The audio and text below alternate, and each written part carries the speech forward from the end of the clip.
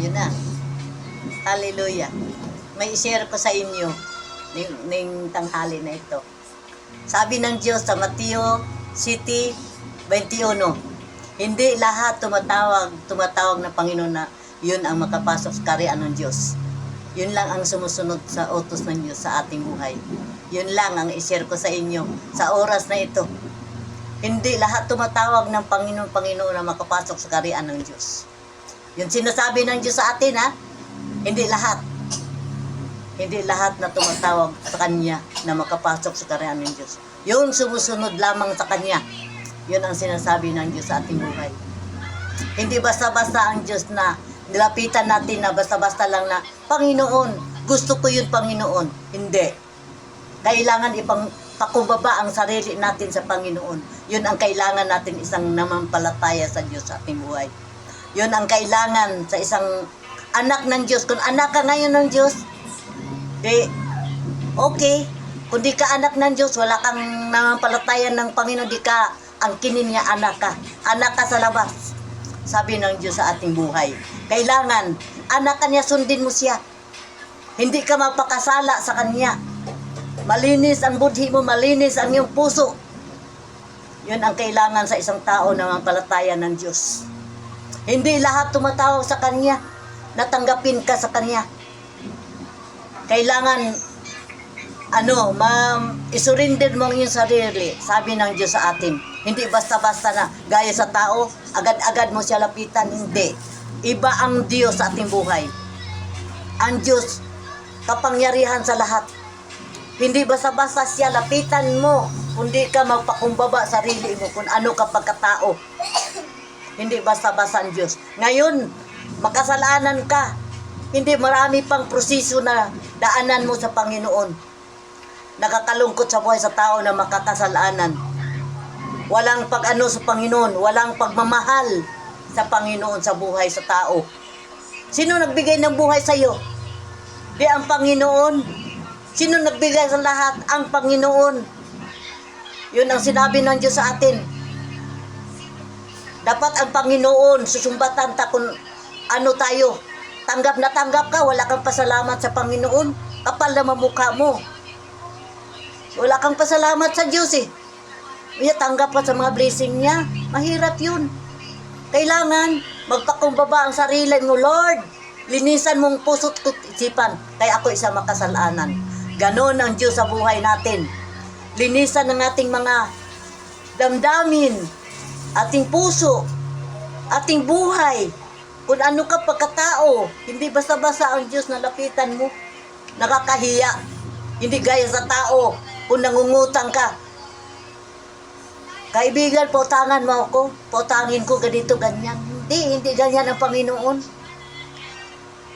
Hindi ka mangungutang sa Panginoon. Kailangan isurrender mo yung sarili at isur ka hingi ng blessing sa Kanya. Sabi ng Diyos sa ating buhay. Hindi lahat tanggapin mo yung tawag mo sa Panginoon. Hindi basta-basta ang Panginoon na lapitan mo siya. Hindi basta-basta. Totoo yan. Ako tagal na ako nag-Christian. Tagal na ako nag-born again. 32 years na ako nag-born again sa Panginoon. Ang Panginoon, maano sa buhay ko. Malapit ako sa Panginoon. Kung ano mang hiniling ko sa Panginoon, ibigay niya. Hindi ko binibigo sa Panginoon kung ano man ilapit ko sa Kanya. Kung binibigo ka ngayon, ako lang ka, wala kang Panginoon sa puso. Minsan nagsabi yung tao, walang blessing. Wala yatang Panginoon. Hindi mo mahal ang Diyos sa buhay mo. Selfish ka sa buhay mo. Ang sinabi ng Diyos sa atin, hindi ka marunong magbigay sa Panginoon. I-share ko ang 10% sa Panginoon. Yung kita mo, malaking kita mo, bigay mo ang 10%.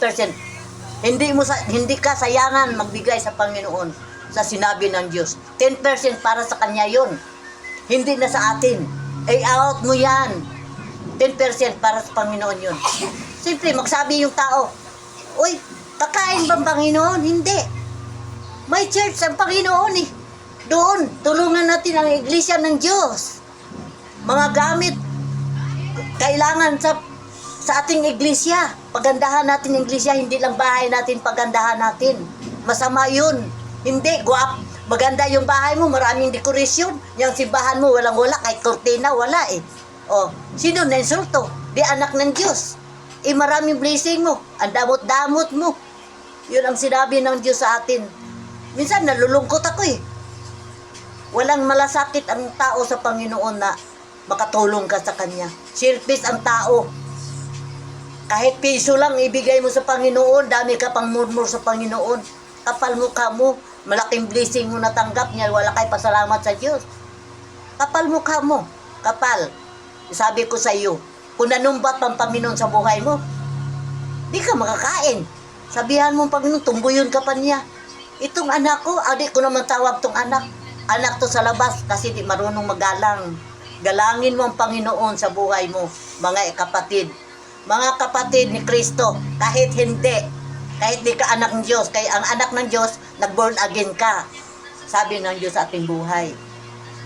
Yun, nakakalungkot.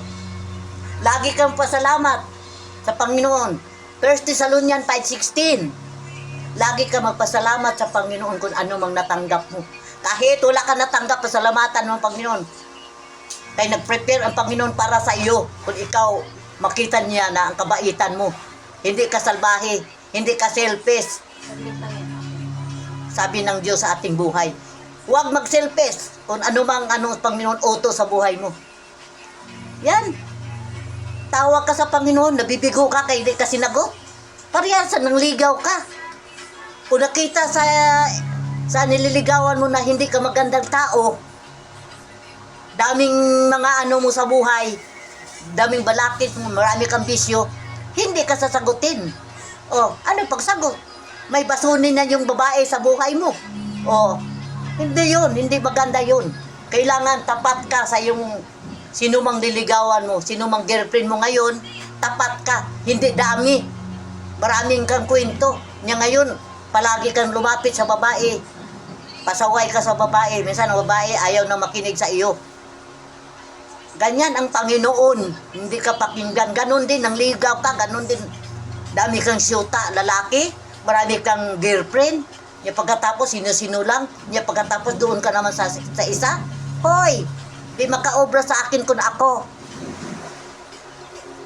Magpakamatay ka na lang kung ganon eh. Pilitin mo yung babae kay gusto mo. Dapat nagmamalinis ka. Isa lang. Isa lang puso mo, hindi marami.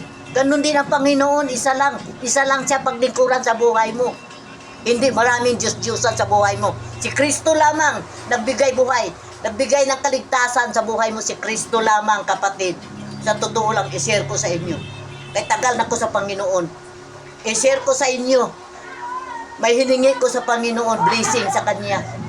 Pero tagal ko sinagot sa Panginoon. Kahit tagal na ko naman palataya sa Kanya.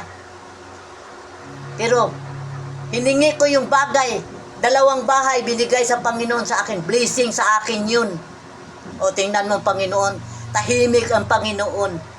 Hindi siya basta-basta manumbat sa atin. Kung nanumbat sa iyo, agad-agad, laki ka kasalanan sa Panginoon. Nakakahiya yun, no?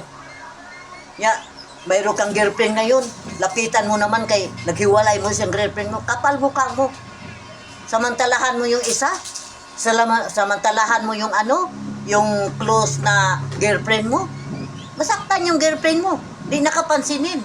Kahit paano mangyari, kahit nanigas ka, sabihan ka, magpakamatay ka na, doon ka na sa sementeryo.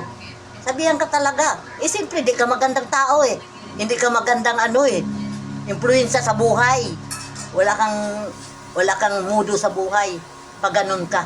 Ganun din ang Panginoon sa buhay sa tao, kapatid. Ganun din. Pero ang Panginoon din nanumbat. Tahimik ang Panginoon. Tingnan mo, hindi ka marunong magpapasalamat kung anong mayroon. Lalo pang wala, di ka marunong pasalamat kaya di mo nakita ang blessing sa Panginoon eh. Di ba? Oo, totoo yan. Kung mahal mo ang isang tao, mahal mo isang Panginoon, marunong kang tanggap kung ano man. Wala o mayroon, sinabi ng Diyos sa buhay natin lahat. Nakakasakit isipin, no? Yun lang ang pasalamat mong mayroon ka. Mayroon kang girlfriend na maganda, mayroon kang girlfriend na marami.